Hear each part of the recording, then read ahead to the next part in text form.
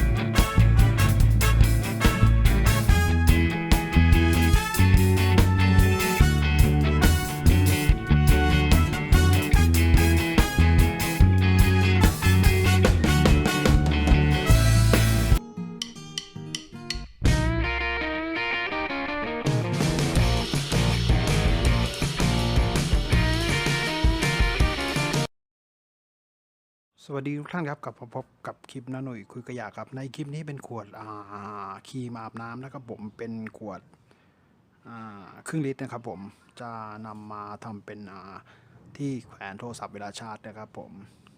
เก็บเศษเล็กเศษน้อยกลับมาทำกันอีกนะครับผมจากขวดครีมอาบน้ำโชกุมุสึ